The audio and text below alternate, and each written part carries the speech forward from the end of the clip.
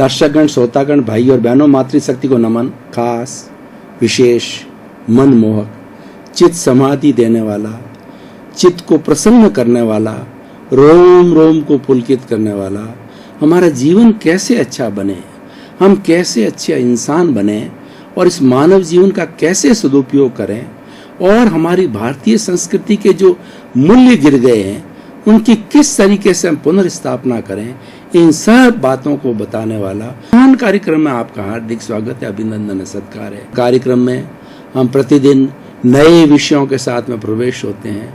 हर विषय को holistic, सांगोपांग, useful बनाया जाता है। उसके अंदर ऐसी शोध परख सामग्री डाली जाती है कि हर उम्र के, हर वर्ग के, हर रुचि के, हर मेंटल स्टेटस के लिए उपयोगी हो और वह उसमें से एक कुछ ऐसी अच्छी बात निकाले जिससे उसकी जीवन की दशा और दिशा बदल जाए। तो इसी क्रम के अंदर आज का हमारा जो विषय है वो स्वास्थ्य से जुड़ा हुआ है। आज हम विषय लेकर के आए हैं स्वस्थ तन एवं स्वस्थ मन। भाई और बहनों, बहुत ही सुंदर विषय है। अगर हमारा तन स्वस्थ नहीं है, यानी हम फिजिकली फिट नहीं हैं, तो किसी काम में हमारा मन नहीं लगता है, वो भी आज का विषय है। हमारी काम करने में रुचि नहीं होती है, रस नहीं आता है, इंटरेस्ट नहीं आता है। इसीलिए शरीर से कोई भी कार्य करना हो तो शरीर को फिजिकली फिट रखना बहुत ज़रूरी है। वो फिट कब होगा? जबकि हमारा मन यानी विचार एकदम स्वस्थ रहेंगे। तो उसी क्रम के अंदर आज हम बात करेंगे।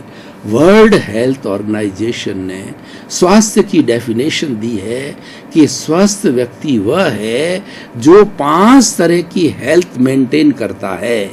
पहली हेल्थ है फिजिकल हेल्थ, शारीरिक स्वास्थ्य। दूसरी है मानसिक स्वास्थ्य, मेंटल हेल्थ। और तीसरी जो है भावनात्मक स्वास्थ्य, इमोशनल हेल्थ। और चौथी है हमारी आध्यात्मिक स्वास्थ्य यानी स्पिरिचुअल हेल्थ। और पांचवी है हमारी सामाजिक स्वास्थ्य यानी सोशल हेल्थ। इन 5 ही जो स्वास्थ्य के समवाय को, समुदाय को हम स्वस्थ व्यक्ति कहते हैं। और स्वास्थ्य की परिभाषा करें स्व प्लस अवस्थ, स्व में अवस्थित होना। स्व कौन? आप अपने आप से पूछो कि मैं कौन हूं। आपको भीतर से जवाब मिलेगा कि तुम शुद्ध आत्मा भगवान हो। तुम्हारे भीतर वह चेतन तत्व विराजमान है जो 84 लाख जीवा योनि प्राणियों के भीतर विराजमान है और वो सारा एक सा है। वो सच्चिदानंद है, सत्य, चित्त और आनंद। सत्य का मतलब ये अविनाशी है। जो आपके भीतर विराजमान है वह अविनाशी है, अपने नहीं, हर जीवित प्राणी के भीतर विराजमान अविनाशी एक सा है। और चित्त का मतलब होता है वो ज्ञान दर्शन युक्त है। और तीसरा उसका गुण क्या है? उसका गुण आनंद है। ये चेतना सब की एक सी है। लेकिन आप प्रश्न करेंगे कि ये अलग अलग शरीर क्यों, अलग अलग तरह के लोग क्यों, इस दुनिया में चेतन तत्वों में इतनी विविधता क्यों, जबकि भीतर तो वो एक सा ही है। विविधता ये है, इसीलिए है कि उसके कर्म अलग अलग है। पूर्व जन्म के अंदर एक माँ के जो 2 बेटे हैं जो कि एक समय जन्म लेते हैं, वो भी पूर्व जन्म के अंदर अलग अलग कर्म करके आते हैं और एक जगह वो जन्म लेते हैं। माँ की कोख से 5-10 मिनट के अंतराल से दोनों पैदा होते हैं, लेकिन दोनों के कर्म अलग अलग है। दोनों एक से होंगे ये जरूरी नहीं है। एक डाकू बन सकता है, एक सन्यासी बन सकता है। ये सब अपने कर्मों का खेल है। तो मैं बात कर रहा था स्वस्थ तन और स्वस्थ मन की। जो फिजिकल हेल्थ की मैंने बात कही कि फिजिकल हेल्थ का होना बहुत ही ज़रूरी है, क्योंकि हमारा जो ये शरीर है ये मन वचन काया 3 चीज़ों से बना हुआ है। ये मन वचन काया रूपी शरीर जो है वो पूर्व जन्म के किए हुए कर्मों के भुगतान के लिए मिला है। तो ये जो शरीर है जिसके अंदर तो शरीर और मन की हम बात करेंगे। शरीर देखिए, इस मनुष्य के शरीर की हम बात करें तो 60 खरब कोशिकाओं से बना हुआ ये मनुष्य का शरीर है और ये होमोस्टैटिक ऑर्डर से चलता है। कितना सुंदर व्यवस्था इस नेचर माँ ने, इस सृष्टि ने, इस ब्रह्मांड ने, जिसने हमको जन्म दिया है, जो हमारा पालन पोषण करती है, कितनी सुंदर व्यवस्था की है कि 60 खरब कोशिकाएं इतने अनुशासित, वेल डिसिप्लिन्ड रह कर के शरीर को स्वस्थ रखती है। और उसमें से कुछ कोशिका अगर बीमार हो जावे, मान लीजिए कैंसरियस सेल बन जावे, तो वो कैंसरियस सेल्स आगे बढ़ करके और पूरे शरीर में दीमक की तरह फैल जाती है और शरीर को कैंसर युक्त बना देती है। इसीलिए इस शरीर को फिजिकली फिट रखना बहुत ही जरूरी है। तो शरीर का सबसे छोटा भाग है cell. Genetic engineering says where there is a cell there is a life, without the cell there is no life at all, and all the living beings, in all the animates, all the living creatures, shells are there. These are different number in different type of the bodies. Shells के द्वारा, shells के बाद के अंदर उन cell के समूह से टिश्यूज बनते हैं, टिश्यूज से हमारे ऑर्गन्स बनते हैं, ऑर्गन से हमारा सिस्टम बनता है, सिस्टम से हमारी बॉडी बनती है। हमारे शरीर के अंदर जो सिस्टम होते हैं, पाचन तंत्र है, रुधिर तंत्र है, उत्सर्जन तंत्र है, और जो है हमारा जो है खून बनाने का तंत्र है, इस तरीके श्वसन तंत्र है, ये सारा ब्लड सर्कुलेशन का तंत्र है, ये सब सारे मिलकर के हमारे शरीर को स्वस्थ रखते हैं। तो शरीर को स्वस्थ रखने के लिए सारा शरीर का जो मोशन होता है वो हमारे मसल्स के द्वारा होता है।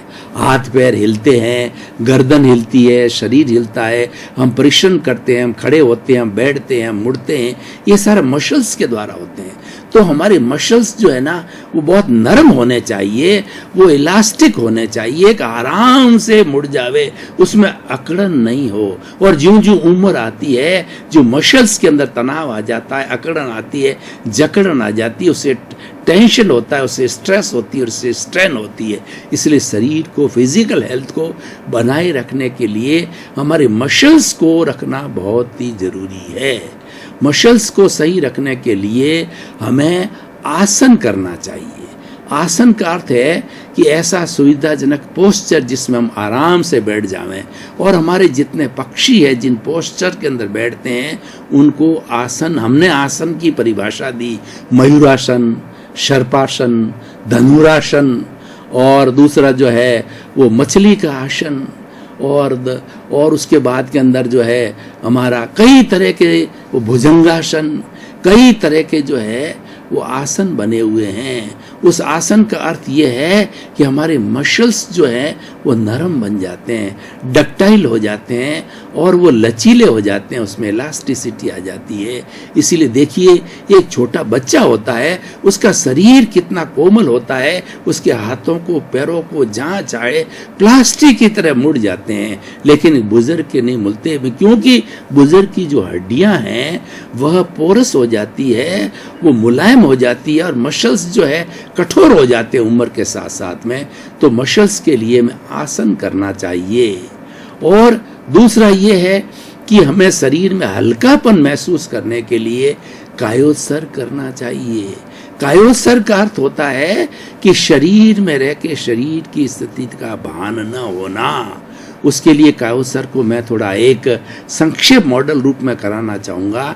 इसमें ऑटो सजेशन दिया जाता है, आप रीढ़ की हड्डी को सीधा रखिए, आंखें कोमलता से बंद, और आप जो है वो ध्यान मुद्रा के अंदर बैठ जाइए और ऑटो सजेशन दीजिए, मेरा शरीर शिथिल हो जाए, शरीर शिथिल हो जाए, श्वास शिथिल हो रहा है, श्वास को लंबा जाने दीजिए, श्वास को लंबा खींचिए, श्वास आ रहा है, श्वास जा रहा है, थोड़ा लंबा लेने का प्रयास कीजिए, अनुभव कीजिए, श्वास लंबा, समतल, शिथिल, ठंडा, श्वास को लंबा कीजिए, श्वास शिथिल, ऑटो सजेशन दीजिए, शरीर की एक एक कोशिका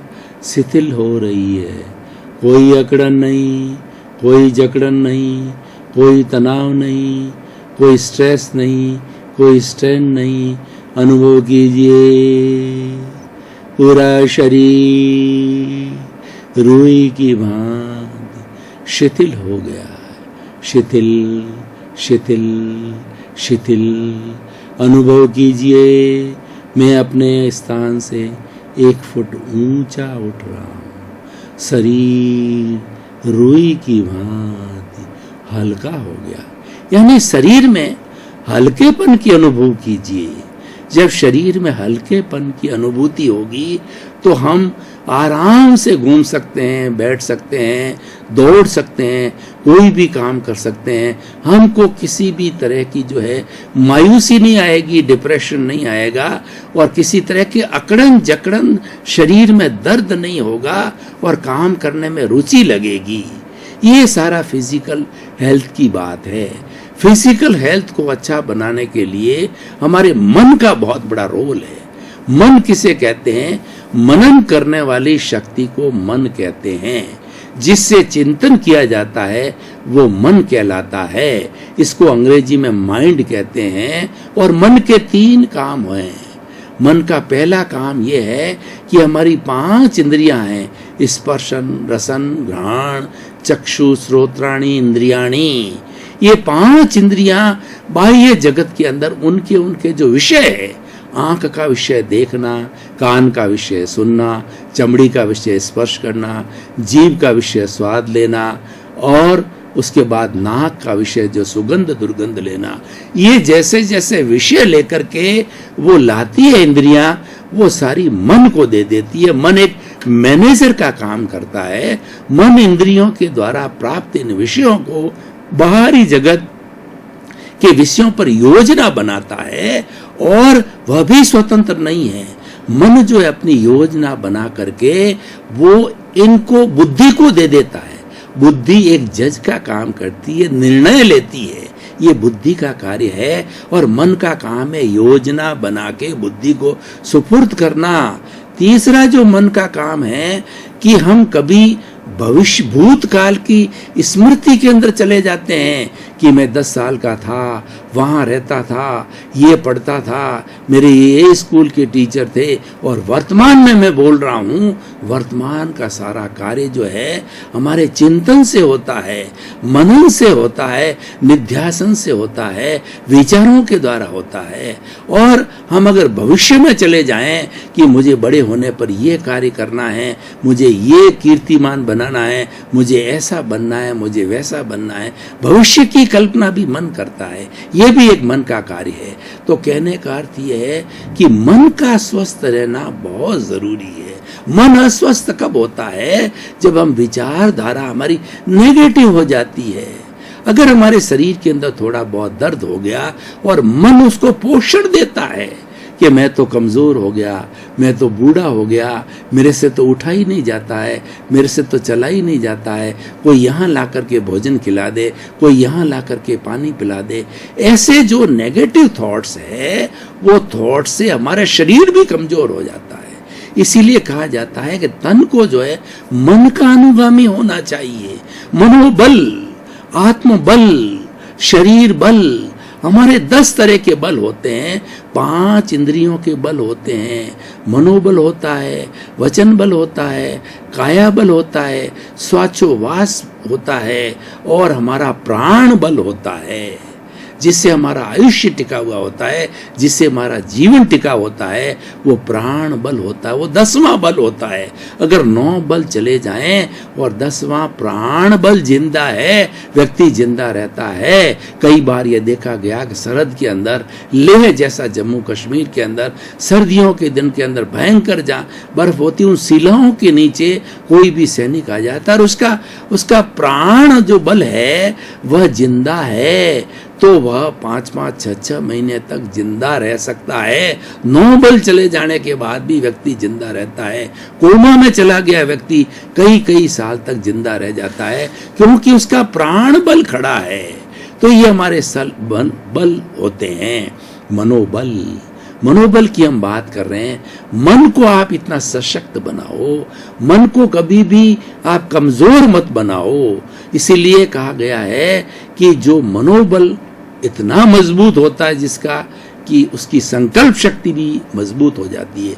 मनोबल से हमारी संकल्प शक्ति जुड़ी होती है, और जहाँ मनोबल और संकल्प बल होता है, संकल्प शक्ति होता है, तो दुनिया में ऐसा कोई कार्य नहीं है जो इंसान नहीं कर सकता। आप इतिहास उठा करके देख लीजिए कि जिन्होंने दुनिया में बड़े बड़े कार्य किए हैं, जिन्होंने दुनिया में कीर्तिमान बनाए हैं, जो एवरेस्ट की चोटी पर चढ़े हैं, और जिन्होंने चंद्रमा पर जाकर के और सारा जो है देखा है सैटेलाइट के माध्यम से और मतलब हवाई जहाज के माध्यम से, तो वो जानते हैं कि किस तरीके से मनोबल काम करता है। चाहे सेना पे सीमा पर काम करने वाला सैनिक हो, चाहे किसान हो, चाहे नेता हो, चाहे बड़ा व्यक्ति हो, जिसका मनोबल मजबूत है वह व्यक्ति मजबूत होता है। इसलिए मन का मजबूत होना बहुत जरूरी है। मन कमजोर होता है नेगेटिव थॉट्स के द्वारा। अब नेगेटिव थॉट्स की मैं बात करूं तो क्रोध है, अहंकार है, माया है, लोभ है, और ईर्षा है, मत्सर है, जलन है, घृणा है, तो ये सारी नेगेटिविटी है। ये जितने जितने भावात्मक जो है हमारे इमोशनल क्वोशेंट जो है, इनको हम अगर कंट्रोल में नहीं रखते हैं तो मन कमजोर पड़ जाता है। इसीलिए अपने विचारों को पावरफुल रखो, विचारों को विधायक रखो, विचारों को पॉजिटिव रखो। नेगेटिव हमारी स्थिति भी आ जाती है, दुख की स्थिति आ जाती है, तो उस स्थिति में से भी सुख निकालने की कला सीखनी चाहिए, और ये मन अच्छी तरह से सीख सकता है। इसीलिए हमारा मन यानी विचार, और हमारी जो है अगर बात करें, हम दर्शन की बात करें, दार्शनिक भाषा में बात करें, तो ये मन वचन काया रूपी शरीर जो है पूर्व जन्म के कर्मों के भुगतान के लिए मिला है। ये भुगतान होता कैसे है? ये जीवन भर भुगतान विचारों के द्वारा होता है। विचार आते हैं, विचार जाते रहते हैं। आप ये चिंतन कीजिए कि विचार अलग है, मैं अलग हूँ, विचार जड़ है, मैं चेतन हूँ, विचार फिल्म है, मैं फिल्म देखने वाला हूँ, विचार दृश्य है, मैं तो दृष्टा हूँ। यानी आप विचारों को अलग रखिए, विचारों से प्रभावित मत होइए, विचारों के साथ जुड़िए मत। विचारों के साथ जुड़ने से नेगेटिविटी आती है, राग द्वेष आता है, उनको बाईपास होने दो। आप तो अपना काम करते रहो, उपेक्षा भाव रखो, न्यूट्रल स्थिति के अंदर रखो, राग द्वेष मुक्त यानी समता भाव में रखो, तो आपका विचार कुछ नहीं बिगाड़ सकते। और जब विचार जब पॉजिटिव है तो निश्चित तौर से तन जो है मन का अनुगामी रहेगा।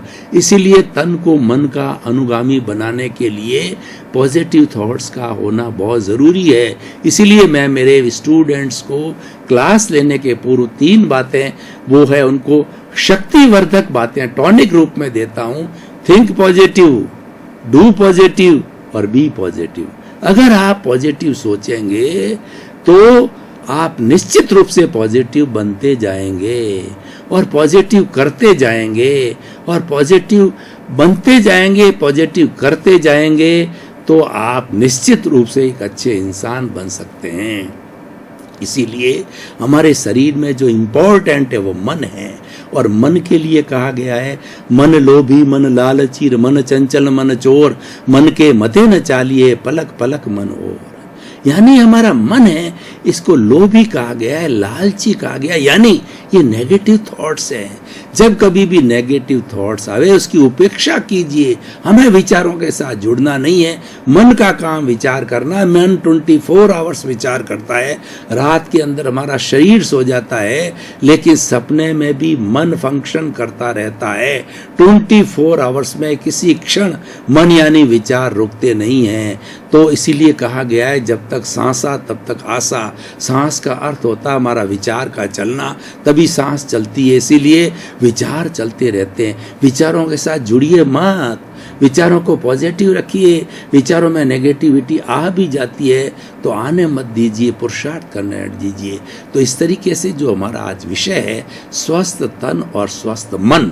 स्वस्थ तन को रखने के लिए मैंने बताया कि हमें परिश्रम करना चाहिए ताकि हमारे मसल्स जो हैं वो नरम बन जाए, हमारे मसल्स मुलायम बन जावे। मॉर्निंग वॉक कीजिए, जल्दी उठिए, परिश्रम कीजिए, आसन कीजिए, प्राणायाम कीजिए और खूब दौड़िए, खूब परिश्रम कीजिए। उससे हमारे जो मसल्स जो हैं वो नरम बनेंगे।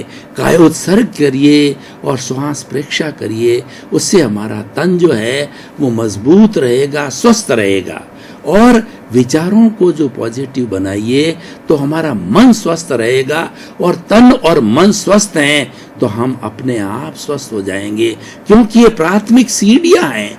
इमोशनल हेल्थ इसके ऊपर है, और स्पिरिचुअल हेल्थ और ऊपर है, और सोशल हेल्थ तो और ऊपर है। सबसे स्टार्ट होता है हमारा तन से, और फिर मन से स्टार्ट होता है। इसलिए तन और मन को स्वस्थ रखिए। भाइयों और बहनों, दर्शकगण, श्रोतागण, हमारे पुनरुत्थान कार्यक्रम की परंपरा है कि हम हर एपिसोड का जो पिछला 5 मिनट का समय, वो निष्कर्ष की बात करते हैं।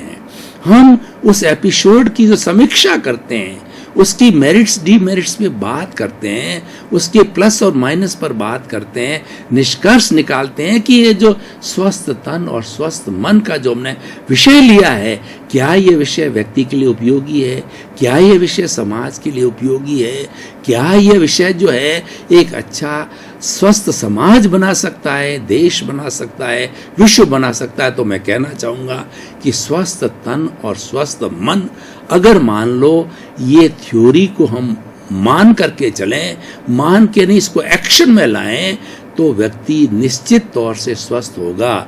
जब एक व्यक्ति स्वस्थ होगा और वह दूसरे व्यक्ति को इस तरह की प्रेरणा देंगे तो वो मल्टीप्लाई होता रहेगा।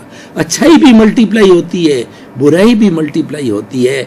तो स्वस्थ समाज की रचना के लिए व्यक्ति को स्वस्थ तन और स्वस्थ मन रखना होगा। अब मैं खास जो आज का जो एपिसोड है हमारे युवाओं को समर्पित होकर के कहना चाहूँगा कि युवा जो शक्ति होती है, युवा का जो पीरियड होता है, वो कुछ कर गुजरने का पीरियड होता है, कुछ जज्बा होता है, कुछ काम करने की ललक होती है, और कुछ होना चाहता है, कुछ बनना चाहता है।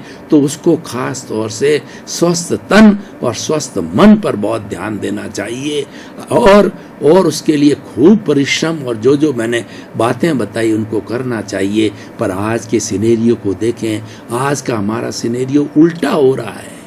कोई व्यक्ति परिश्रम नहीं करना चाहता है, बिना परिश्रम से सीधा सीधा जितना लाभ मिल जाए वो कमाना चाहता है।